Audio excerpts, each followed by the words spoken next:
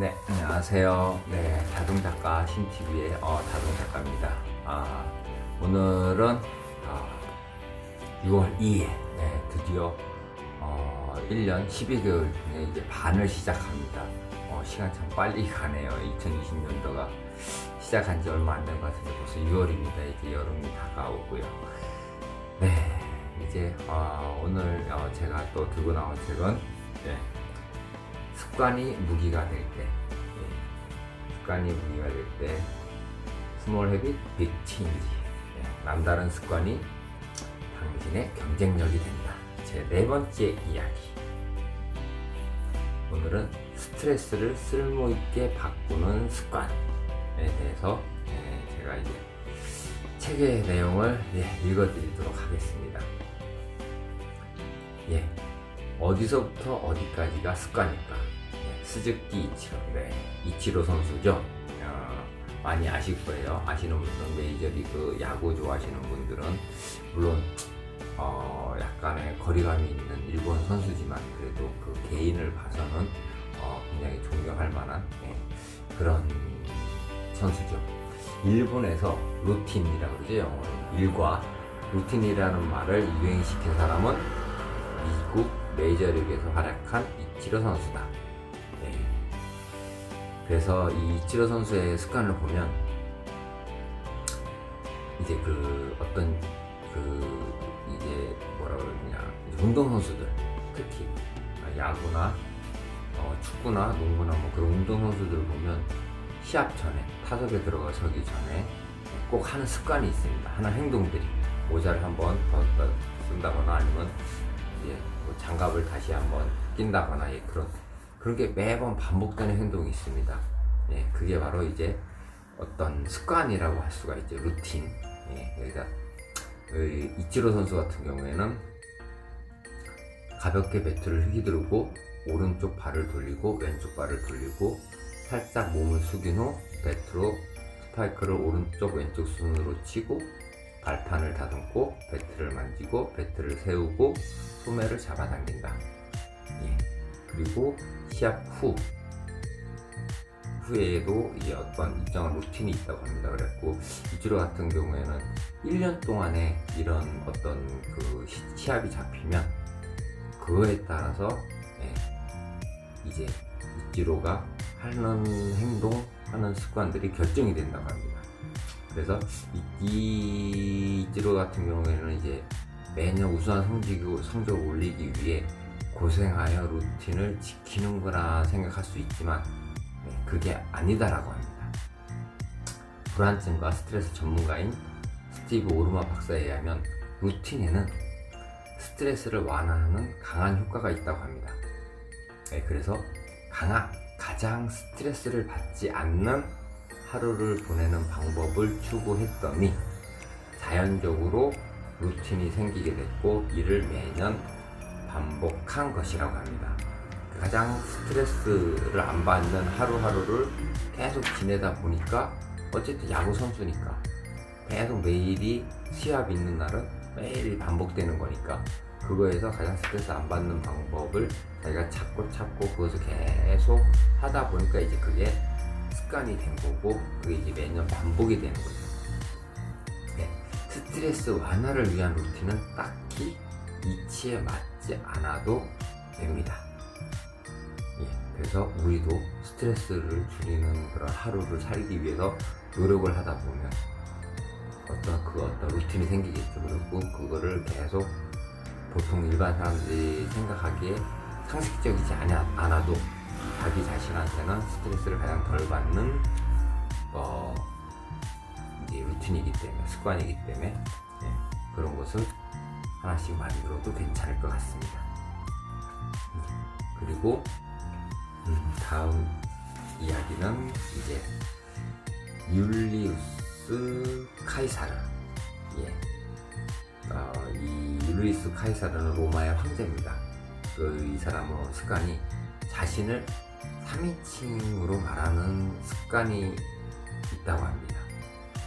그래서 이 갈리아 정기라고 자기가 그 프랑스의 그런 이제 원정을 갔을 때 그때 그 7년간의 기록이 담겨 있는데 거기서 자신이 쓴 건데도 나라고 사용하지 않고 카이사르라고 칭했다고 합니다. 그러니까 제 3인칭으로 보는 거죠.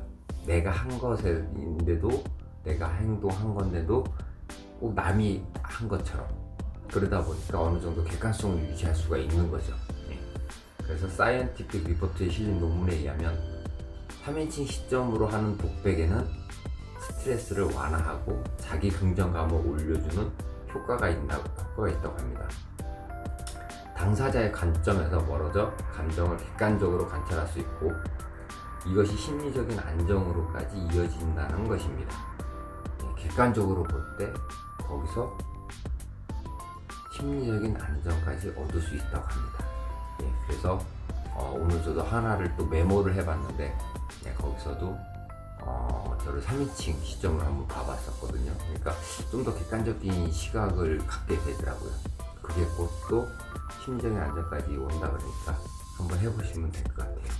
그리고 이 자기 암시입니다. 로니 콜먼이라고 미스터 올림피아 보디빌더라고 하죠.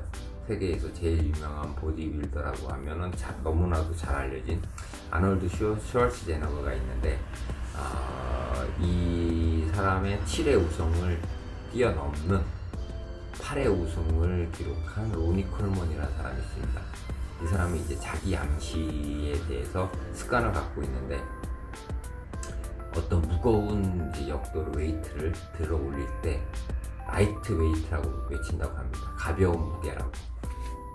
그렇게 외치는 습관이 있다고 합니다. 그게 이제 자기 암시.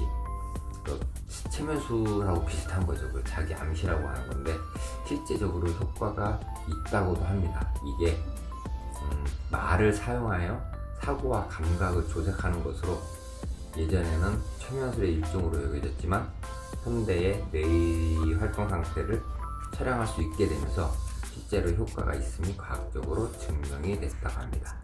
스스로 자기 암시를 하는 거죠. 자기 마인드 컨트롤이라고 하죠.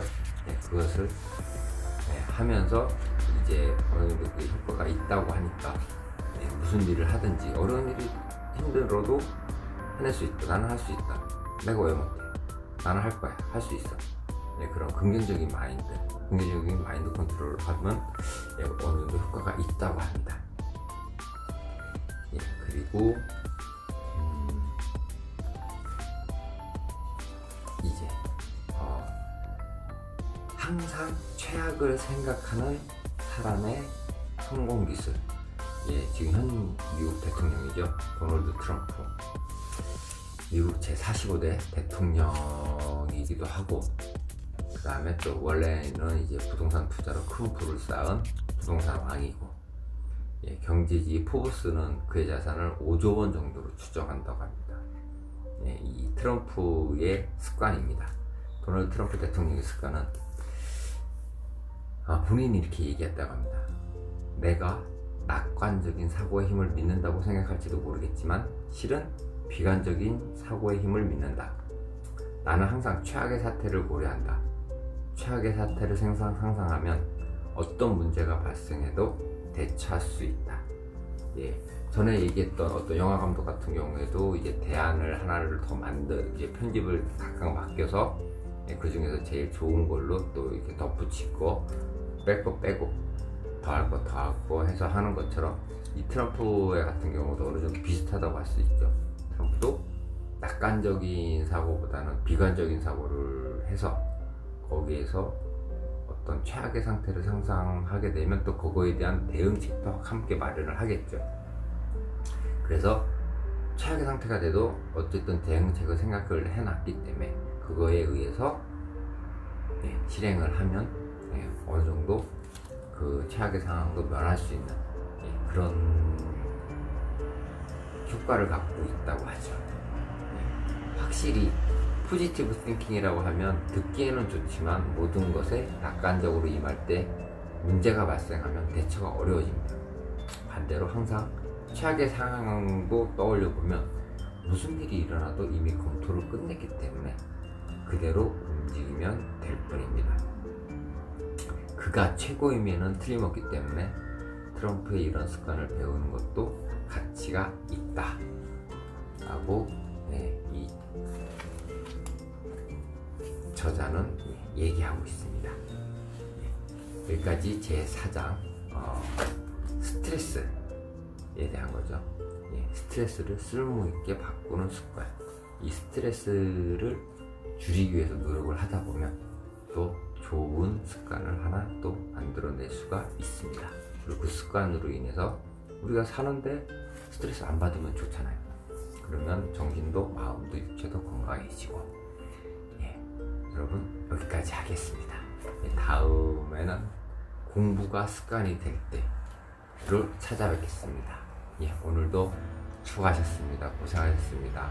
자기 자신을 칭찬하고 한 번쯤 이제 감사한 일이 뭐 있나 생각하고, 그 다음에 또 습관을, 좋은 습관을 하나 만들기 위해서 노력하는 그런 오늘 밤이 됐으면 좋겠습니다. 감사합니다.